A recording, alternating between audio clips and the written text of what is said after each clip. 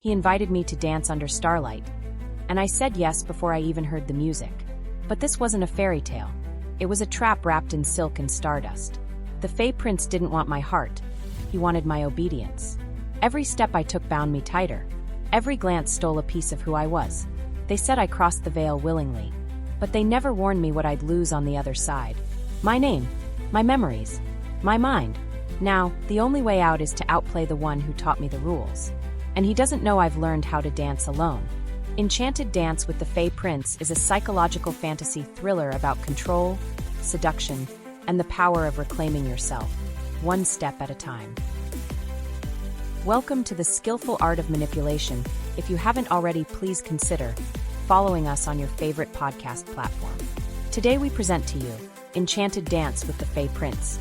Let's dive into this thrilling narrative together. Chapter 1: The Invitation.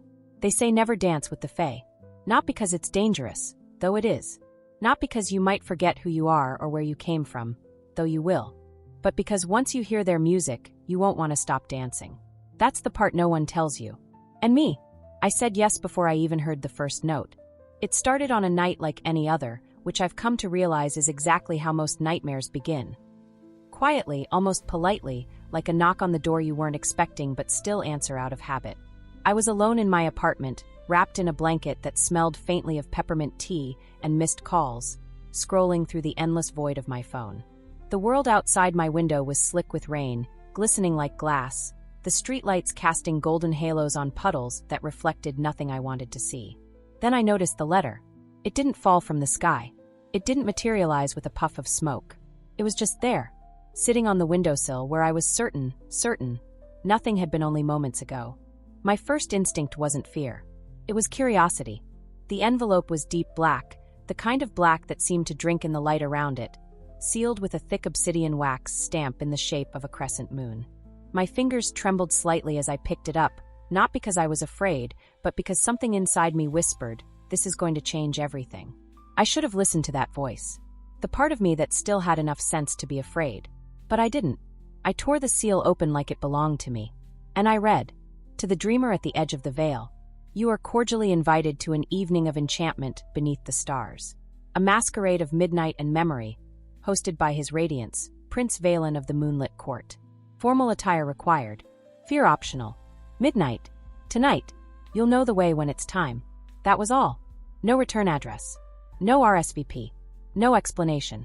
Just an invitation to vanish into madness. I laughed. Out loud. I actually laughed. "Yeah, okay," I muttered, rolling my eyes. "Nice LARP invite. Real subtle." I was about to toss it onto the cluttered coffee table next to an unpaid bill and a dried-out succulent when the apartment shifted. It was so slight I almost didn't notice it. A shudder in the air, like the world had taken a deep breath and was holding it, waiting. The lights dimmed.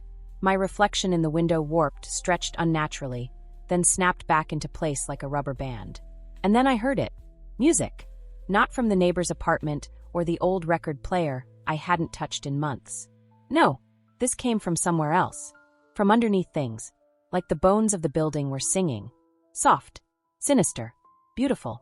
I stood there, frozen in place, the letter still in my hand. And I swear to God, it felt like the ink was still wet. My heartbeat stuttered.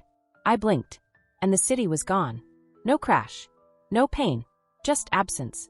Like someone had quietly plucked me from one reality and dropped me into another. Suddenly I was standing in a forest that wasn't a forest. Trees twisted like dancers mid-spin, leaves shimmering like silver coins under a violet sky. The moon was wrong. Too big, too close, too aware. And in the distance, music played. Strings, wind, drums.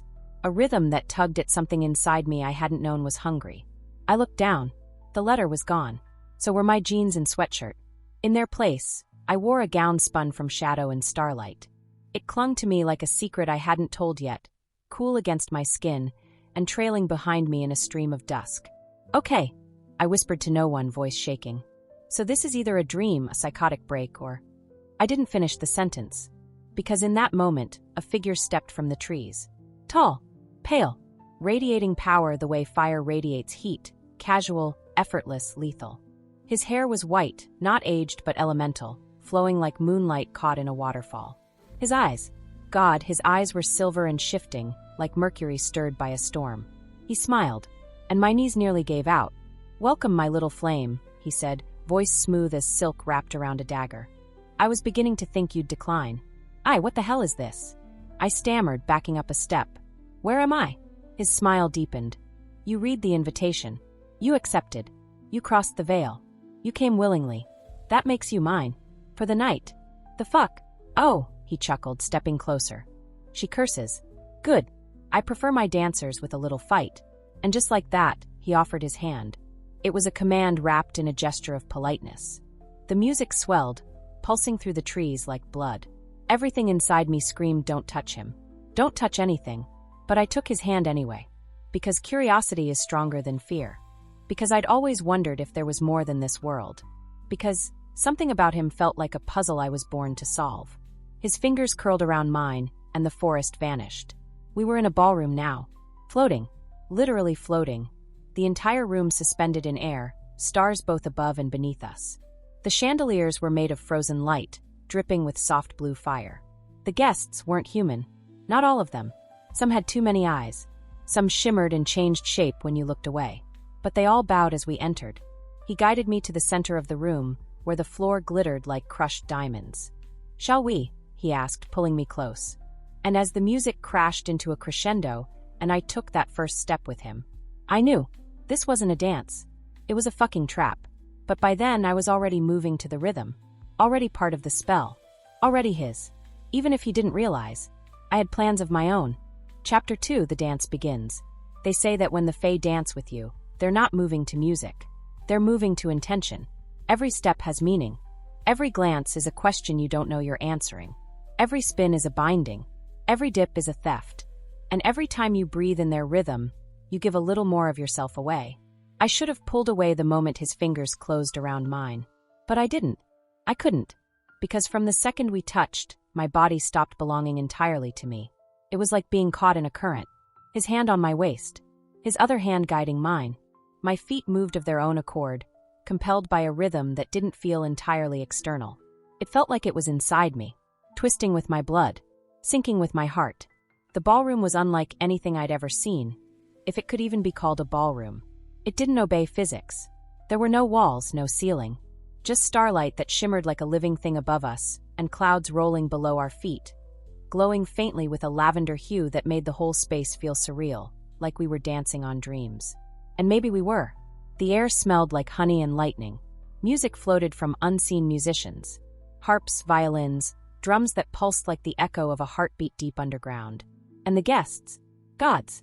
Some looked human at first glance, elegant, hauntingly beautiful, wearing velvet and feathers and gemstones that pulsed like dying stars.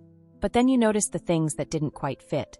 Eyes too large, smiles too wide, movements too smooth, like marionettes with invisible strings.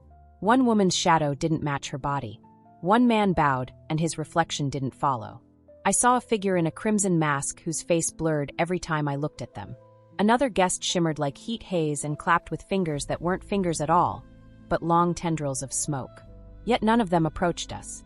They just watched. Like I was the main event. Like he had brought me here to show me off. Or maybe show me to someone. Or something. Why are they staring? I whispered, my voice brittle, like it might break if I dared speak too loudly. The prince, Valen, though he hadn't introduced himself, smiled without looking at me.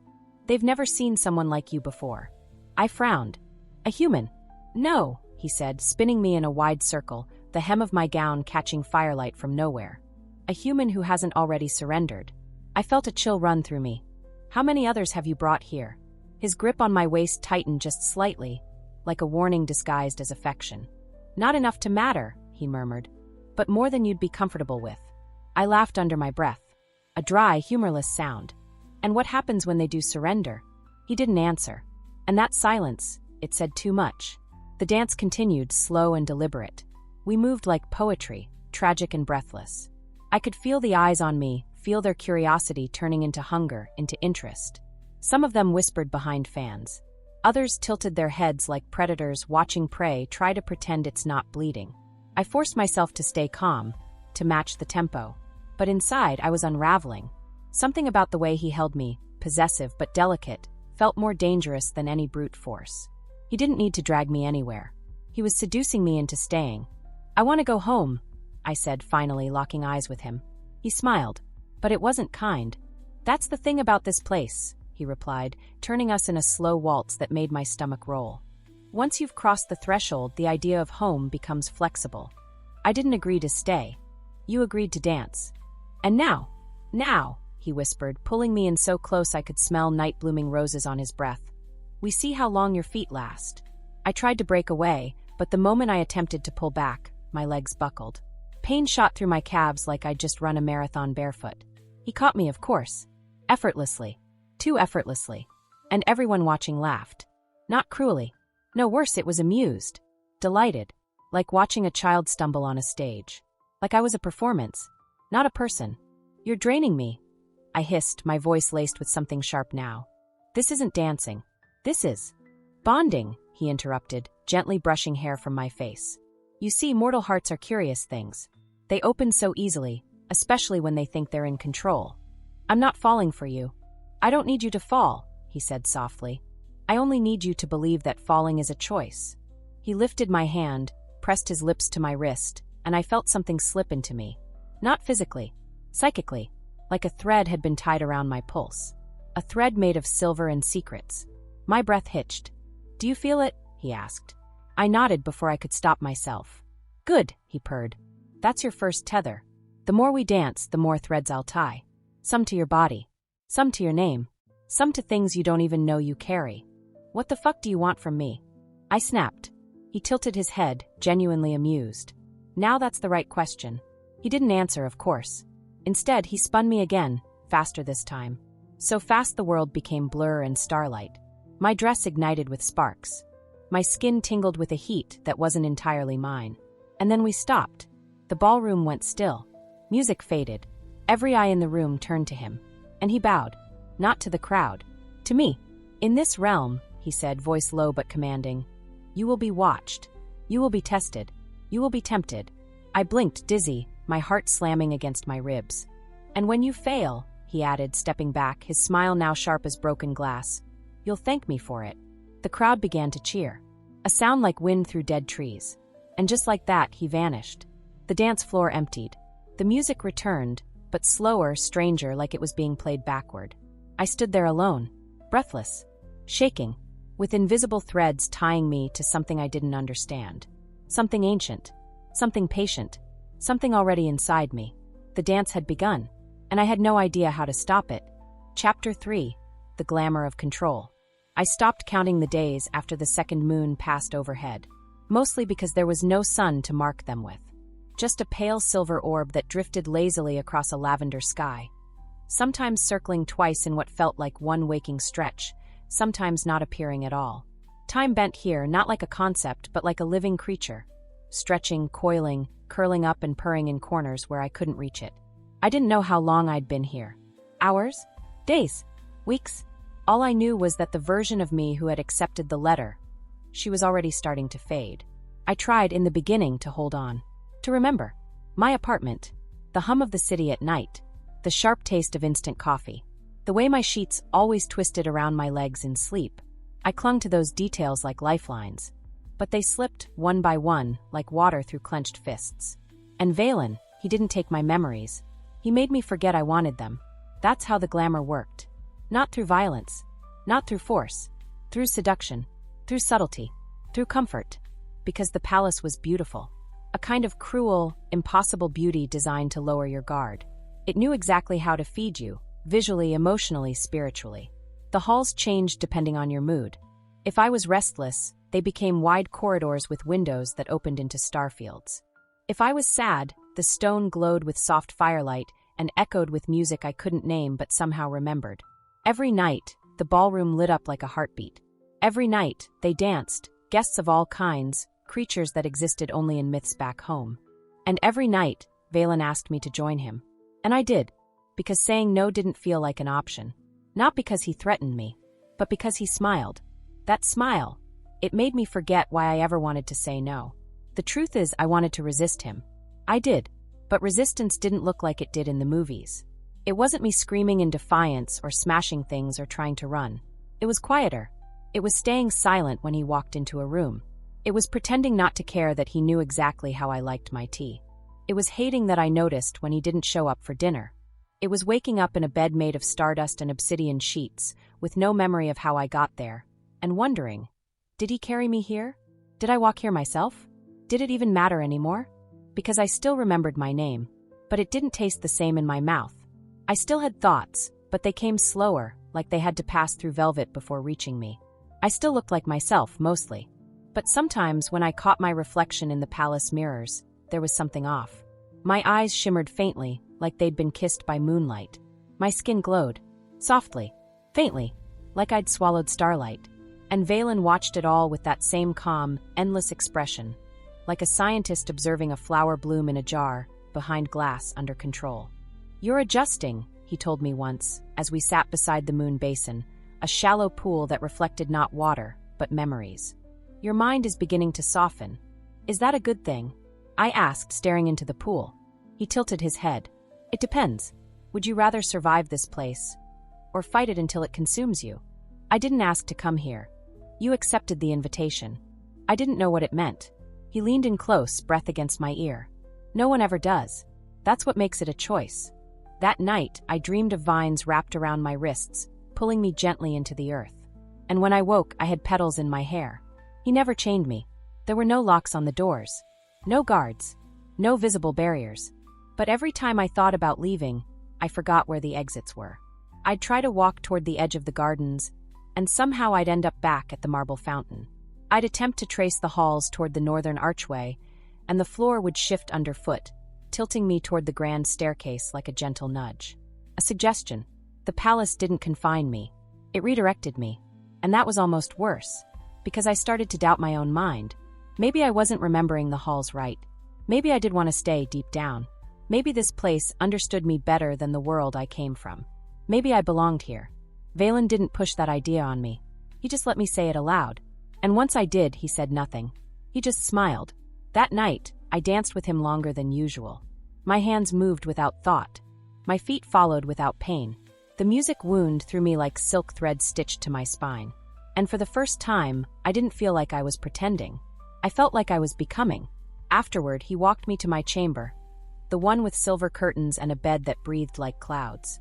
He paused outside the door. "Do you know what the difference is between glamour and truth?" he asked. I shook my head, half asleep. "Glamour is the truth you want to be real." Then he placed something in my hand. A mirror. Small, circular.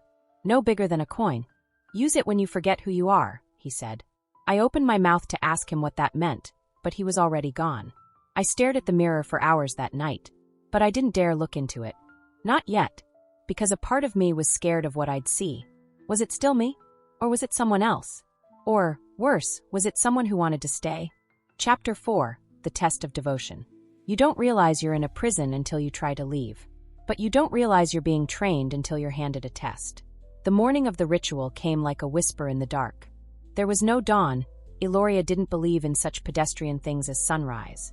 There was only a shift in the air, subtle but certain, as though the palace had exhaled something it had been holding too long. When I opened my eyes, I already knew. Something had changed. My chamber smelled different, less like roses and wine, more like burnt herbs and blood. Faint but unmistakable. My skin prickled before my brain caught up. The threads Valen had been weaving into me, those invisible tethers I pretended not to feel, tightened ever so slightly. And I knew, before my feet even touched the floor, that today would cost me something I wasn't ready to give. There was a dress laid out across the chaise lounge. I hadn't seen it before.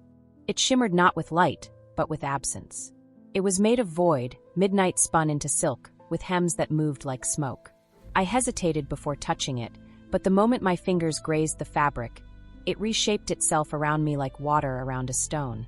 It fit too well, as if it had always belonged to me. When I looked in the mirror, I didn't recognize myself. The girl staring back wore danger like perfume.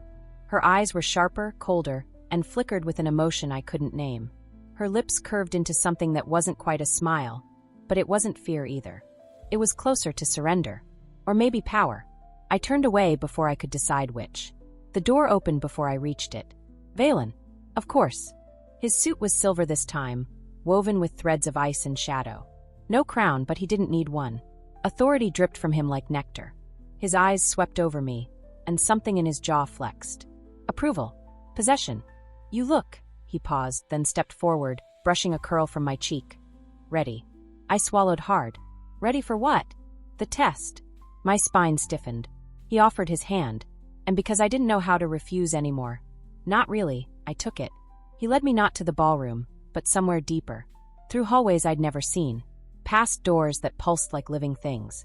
The walls changed the farther we went, becoming darker, more ancient, carved with runes that vibrated when we passed. The palace no longer purred like a docile beast. Now it watched. We arrived at a stone circle under a sky that bled violet and gold. In the center, a pool of black water rippled silently, surrounded by a ring of glowing sigils. Fae courtiers stood along the edges, faces masked, silent, their eyes locked on me. Waiting. At the head of the circle stood a pedestal with two objects on it. A blade thin, curved, beautiful, and a vial, small, made of glass so dark it was almost opaque. I turned to Valen. What is this? His voice was calm. Too calm. A rite of allegiance, he said. Every guest who wishes to remain must pass it. Remain. I repeated, the word like lead in my mouth. You never said. I said there would be tests. I said devotion would be measured. This is that measure. I looked around. And what happens if I fail? A pause. Then, you forget. My stomach dropped. You mean I go home? No, he said softly. You stay. But you forget who you are. Who you were. You become ours. Entirely. Something inside me screamed. I didn't know if it was anger or fear, or the last untouched part of me trying to claw its way to the surface. I faced the pedestal. What do I have to do? He stepped beside me and gestured to the two items. The vial contains your last memory of the mortal world. The scent of your home. The name of the person who loved you most. The warmth of the sun. All of it bottled. Precious. Fragile. I stared at it. Something inside me ached. And the blade? I asked. That, he said, voice smooth, is to be used on someone else. What? Someone brought here before you. Someone who failed. They wander now, untethered. You will see them. You must offer them a gift, a mercy. A cut. Just enough to make them remember what pain is. Just enough to mark that you are not them. I recoiled. You want me to hurt someone? He didn't answer. Just looked at me. And then softly. You may choose. Drink the memory. Or offer the mark. The circle fell silent. Every eye bore down on me. It was a trick. It had to be. A manipulation wrapped in ritual.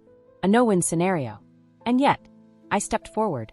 From the far end of the circle, a figure appeared. A girl. My age. Dressed in something torn and once beautiful. Her eyes were glazed.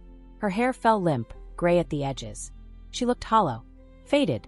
Like she'd been here far, far too long. And I knew. That was me. Or would be if I made the wrong choice. She didn't speak. Didn't resist.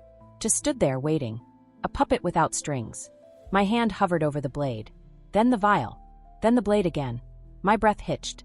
I reached for the vial. It was warm in my hand. I could feel it, a heartbeat trapped in glass. The thrum of sunlight. Laughter. My name whispered by someone who loved me. My mother's voice. A song I used to hum when I couldn't sleep. If I drank it, I would lose the only memory tying me to who I once was. But if I took the blade, if I marked her, I would become something else entirely. So I did neither. I lifted the vial and poured it into the pool. Gasps echoed around me. The water hissed. Glowed. The girl looked up, for the first time really looked, and I swear something flickered behind her eyes. Recognition. I stepped back. Valen's smile was unreadable. You chose mercy, he said. I chose not to play your fucking game. I snapped. He didn't flinch. Instead, he bowed his head just slightly. The court is watching, he said. And you just changed the rules. The girl disappeared. The blade vanished. The pedestal sank into the ground. The circle shimmered. And then it was over. The guests dissolved into mist. The courtyard faded. And I was back in my room. Alone. With the mirror he'd given me still on the table. Only now, when I looked into it, I didn't see myself. I saw the girl I'd saved. And behind her, Valen's eyes. Watching. Always watching. Chapter 5, Cracks in the Facade. There's a moment, quiet, so soft you almost miss it, when illusion begins to lose its grip. It doesn't come with fire, or screaming, or shattering glass. It comes with a pause, a silence that shouldn't be there. And in that silence, something clicks. A thought, a doubt, a whisper from the version of yourself you thought you'd buried. That's how it began for me, with a pause. It happened 3 nights after the ritual. I was walking alone in the West Garden, the one lined with moon-blooming lilies and fountains that sang lullabies if you leaned in close enough. The path was glowing softly beneath my feet, each stone lighting up as I stepped. Aeloria still bent to please me, still treated me like an honored guest, or a fragile doll. But something was off. Not the sky, not the air, me. Because when I bent to touch one of the lilies, it didn't hum like it usually did. Its petals closed, rejected my hand, and for the first time since arriving, the realm didn't respond to me. That silence? It unnerved me. I didn't know then what it meant, but I would soon. Valen visited me less after the ritual. I thought that meant I had passed some unspoken test. Earned his trust. Or his boredom. I told myself that was good. But part of me, God help me, missed him. His presence, as sinister as it was, had become a constant. Like the thrum of electricity in a wall. You don't hear it until it's gone. I found myself seeking him in mirrors, in footsteps behind doors, in shadows that lingered too long. I hated that about myself. Hated the dependency he'd carved into me like a groove in stone. So I started looking away. And that's when I began to see. It started with the mirror. The small one he'd gifted me after the first dance. Until now, I hadn't dared look too deeply into it. It had always felt dangerous. Like it didn't reflect me, but monitored me. But that night I picked it up. Held it. Whispered my name to it, and for the first time, it didn't shimmer. It fractured, just slightly. A hairline crack ran across the surface. And when I looked into it, I didn't see myself. I saw a room, one I hadn't entered. Stone walls, chains. A pale girl curled in a corner, eyes hollow, whispering the same word over and over again. Dance, dance, dance. The mirror pulsed once, then went dark. I nearly dropped it. Aeloria wasn't just a palace. It was a prison, with floors I hadn't seen, rooms I wasn't meant to know existed, people I hadn't been told about. And Valen, he wasn't just a host, he was a warden. The next day I tested the halls. I walked with purpose, didn't let the palace guide me. I ignored the subtle tilts in the floor, the whispers in the arches. I resisted the flow. It fought me, softly at first, redirecting paths, moving doors, but I kept pushing. Eventually, I found a hallway I didn't recognize. One that felt colder, less glamored. The marble was cracked here. The walls didn't sing. And the torches flickered like they hadn't been fed magic in years. And at the end, one door. Wood. Old. Burned. It opened with a touch. Inside, books. Hundreds of them. Not glamored tomes or magical scrolls. Actual books. Journals. Personal accounts. I opened the nearest one. Pages yellowed. The handwriting jagged. Day 189. I stopped dreaming last night. I think Valen took them. I tried to confront him, but I couldn't find the ballroom. My reflection won't meet my eyes anymore. I think I'm forgetting how to be angry. I flipped to another entry. Day 302. The others don't speak. I don't think they remember how, but I remember my brother's voice. I say his name out loud every day, just to hold something. Another. Day 419. I gave in. I told him I loved him. I think he smiled, but it wasn't joy. It was ownership. I stepped back from the shelf like it had burned me. And that's when I realized what the real spell was. Not the dancing. Not the glamour. It was erasure. Aeloria didn't trap your body. It erased context. Who you were. Why you mattered. Why you ever wanted to leave. And Valen, he didn't steal you. He made you willing. That night I did something dangerous. I asked him a real question. We stood at the edge of the ballroom, where the lights never quite reached. He wore black again, all edges and shadow. I let him take my hand, let him lead me in one of his flawless, predatory waltzes. And when our chests were nearly touching, I whispered, "How many?" He didn't pretend not to understand. His smile was slow, measured. "Too many." "Why me?" He spun me. "Because you glowed." "That's not an answer. It's the only one I'll give." I stopped moving, dead in the middle of the dance floor. The music faltered. Just for a beat. The room watched. "Tell me the truth," I said. He leaned close, his voice barely a breath. "I never lie," he said. "I simply offer prettier versions of pain." I didn't move, didn't speak, just looked at him. And for a flicker of a moment, I saw it. A crack in his glamour. It was brief. His skin shifted. His features flickered, like a mask struggling to hold. And beneath, something older. Rotted. Burning. A face not made of flesh, but hunger. Then it was gone. His charm returned. Smile intact. Eyes gleaming. But I had seen. And now, I couldn't unsee. Back in my room, I stared at the mirror again. The girl in it looked back at me. But this time she smiled. Not like Valen. Like me. Like a girl remembering her fire. And I whispered the truth to her. You broke him. Even if he doesn't know it yet. Chapter 6. The Masquerade Reversed. Every kingdom has a night they call sacred. In Aeloria, it's called the Eclipse Masquerade. It's the only time of year when the twin moons align, casting no shadow and no light, just a void in the sky. On this night, the Fae court doesn't dance for amusement. They dance for position, for secrets, for control. And I'd learned enough to know exactly what kind of control I wanted to take back. Valen called it a celebration of devotion. But I knew better. It was theater, a performance, a ritual dressed in satin and silver and whispered enchantments. Every guest would arrive wearing a mask. Every truth would be veiled. Every lie would be allowed to breathe. And I was going to wear his. I'd been planning for days. Quietly, cunningly. The mirrors in my room had stopped showing me just reflections. They showed me versions. Ones I could try on. One of them looked like me, only colder regal. A little more Fae than human. One wore sorrow like a crown. Another wore rage in her eyes like a dagger tucked into a boot. But one, she wore intent. So I chose her. She became my guide. While Valen stayed distracted, conversing with ministers of starlight and blade-willed ambassadors from the ice courts, I moved in silence. I mapped out hidden corridors, watched the way the palace tilted when it didn't want someone to go a certain way. I memorized the rhythms, and on the night of the Eclipse Masquerade, I dressed not as a guest, but as a game piece turned player. The gown I chose wasn't one the court gave me. It was stolen, taken from a vault 2 levels below the Eastern Garden, a place where broken rules whispered in crystal and walls were carved with warnings in a language older than anything I'd heard in Aeloria. It shimmered like oil and bone, tight at the waist, cascading like smoke to the floor. The sleeves were long, but open, flowing like bat wings when I moved. The color indescribable, like dusk after a forest fire. It made my skin look paler, my eyes darker. But the centerpiece was the mask. I made it myself, from a piece of enchanted glass shattered in the west wing. It was molded to resemble Valen's own. Perfectly. Every arch of bone. Every angle. Every smirk. When I placed it over my face, I became him. Not just in look, but in presence. And when I entered the ballroom, no one knew. Not right away. Because the ballroom wasn't like before. It had been transformed. The chandeliers had been dimmed, replaced with floating orbs of shadow light. They pulsed in rhythm to a heartbeat I didn't recognize.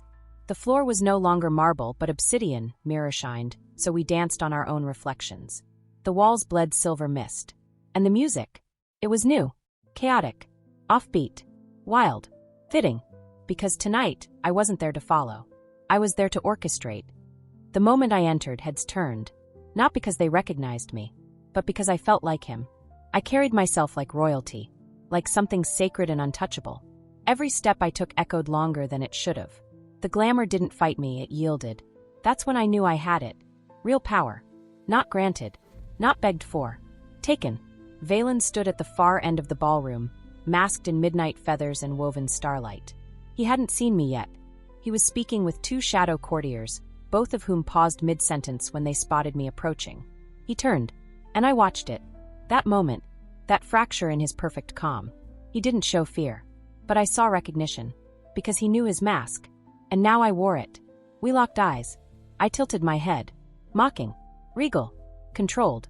His lips parted slightly, but he said nothing. Instead, he extended his hand. I took it. And we danced. This time I led. Our movements were fluid, fast, feral. We spun like a storm. The court watched in silence. They felt the shift, even if they didn't know what caused it. Valen leaned close, his lips brushing the edge of my mask. "You're playing a dangerous game," he whispered. "So are you," I murmured back. "I taught you this," he said. "I made you. Then you should have made me weaker." The music surged. I turned us in a tight circle, then dipped him. Yes, I dipped him. The ballroom gasped. He gritted his teeth but didn't break character. When I raised him back up, I slipped my mask off for just a moment. Just enough for him to see. And his breath caught. His eyes, those silver shifting storms, widened. "Impossible," he said. "No," I whispered. "Inevitable." I stepped back. The court stirred. Eyes turned. Whispers bloomed. That was all I needed. A seed of doubt. A crack in the story. Because if Valen could be mirrored, if his face could be worn, then what else about him was borrowed? What else had been performed? The illusion of control only lasts as long as the audience believes in it. And tonight, I was stealing his spotlight. After the dance, he tried to corner me, tried to guide me away from the crowd. But I didn't follow. Instead, I moved toward the mirror gate at the center of the ballroom. An ancient relic. A sealed door. It only opens once a year. On this night. To someone who bears the face of the realm's sovereign. And tonight, that was me. I reached the gate. Placed my palm against it. It pulsed, recognizing the mask I wore, the presence I carried, the rebellion coiled in my chest. And it began to open. The crowd gasped again. Some bowed. Some screamed. One Fae fell to their knees and began praying. Because only one being is meant to open that gate. Valen.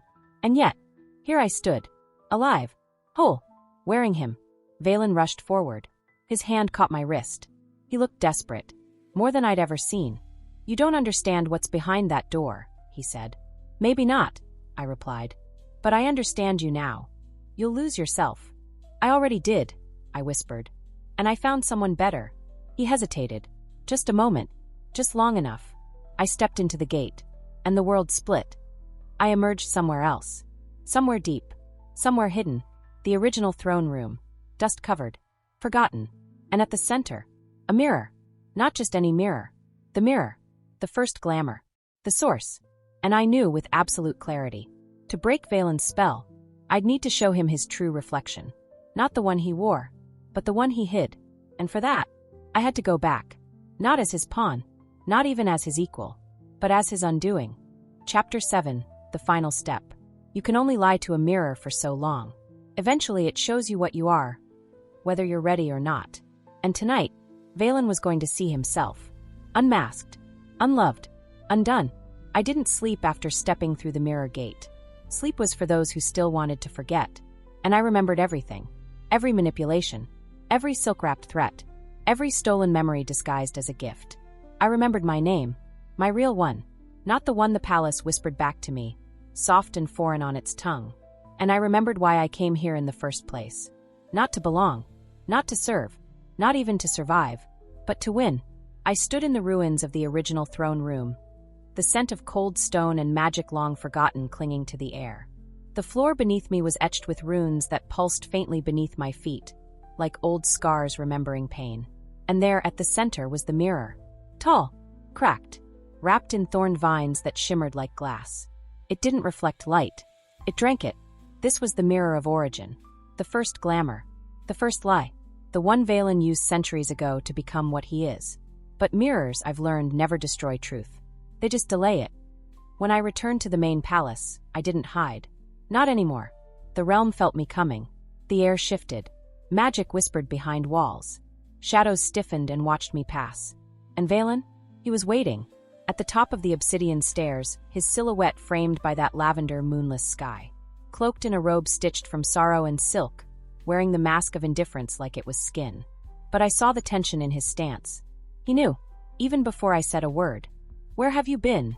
he asked, voice too casual to be real. "Where you never thought I'd go," I replied, meeting his gaze. "To the beginning." His jaw tightened. "That place is forbidden. That place is truth." He descended a single step slowly. "You don't understand the weight of what you carry." "I do. Finally. That's the problem." He hesitated. The first real hesitation I'd seen in him since the night we met. So I kept going. "You didn't just trap mortals in this place, Valen. You trapped yourself. You've spent so long maintaining the illusion that you're in control, you forgot how to live without it." "I am in control," he said. But the edge in his voice betrayed him. "No, you're addicted to control. You don't know who you are without someone else to reflect you. That's why you need the masquerade, the dances, the rituals. You're just a shadow that needs light to exist." He snarled, low and guttural. "You know nothing of me." "Oh, but I do," I said, pulling the shard of the mirror from my sleeve. "And so will you." I held it up, and his mask cracked. Just slightly. "No," he whispered, stepping back. "Don't you dare." But it was too late. The shard pulsed. The sky darkened. The air trembled. And the image in the mirror lit up. It didn't show him as he stood. It showed what he had become, a hollow-eyed creature, face sagging with the weight of centuries of lies. A being stitched from regret and envy and unending hunger. Not regal, not divine, just broken, just bound. Valen screamed. It wasn't rage. Not entirely. It was recognition. And behind that scream, something else shattered. A sound like bells falling into water, like silence being torn in half. The palace groaned. The glamour holding the realm together buckled. I dropped the shard, and all around me mirrors, those lining the halls, hidden in the glass of chandeliers, buried beneath the ballroom floor, exploded. Not violently, elegantly, like illusions quietly surrendering. The guests began to blink, to see. Their masks fell away, revealing faces, some terrified, some furious, some lost. One by one, the spell lifted. The prisoners woke up. The palace howled. Valen dropped to one knee, breathing hard, eyes wide, hands trembling. "You've broken everything," he said, voice ragged. "You don't understand what you've done. I've given them back themselves." He looked up at me, and for the first time I saw him. Not the prince, not the predator, just the boy he had been before the mirror. Alone, terrified, begging the glamour to love him because no one else would. And I did what he never did for me. I told the truth. "You were never a god," I said softly. "Just someone who couldn't bear to be seen." Tears welled in his eyes. "Real. Shocking." "Then finish it," he whispered. "Destroy me." I stepped forward, placed my hand on his cheek, and I said the one word that he feared more than death. "No." His breath hitched. "Live with it," I said. "Live with everything you are. No more mirrors. No more masks. Just you. And the silence you've drowned for centuries." He broke. Not with fury. With grief. He wept like glass melting. And the palace dimmed. Not into ruin, but into peace. A softness I hadn't felt since arriving. Like the land itself had been exorcised. I didn't leave that night. Not right away. I walked the halls with my name in my mouth. Savoring it. Remembering every step I took as mine. I passed guests waking from centuries of dreams. I whispered kindness to the broken. I gave names back to the nameless. And when I finally stood before the border of the veil, the place where I'd once entered, naive and curious and hungry for magic, I turned back. Valen stood far behind me, watching. He didn't wave. He didn't speak. He just nodded. And for the first time, it wasn't a performance. It was goodbye. When I crossed the threshold, the world surged back. City lights, distant sirens, the scent of asphalt and spring rain. I stood on my balcony. In my apartment, a letter still burned gently on the sill, sealed in obsidian wax, untouched. But I didn't open it this time. I walked past it, because I knew who I was. And I didn't need a Fae Prince to tell me what I was worth. Not anymore. The dance was over. But the rhythm?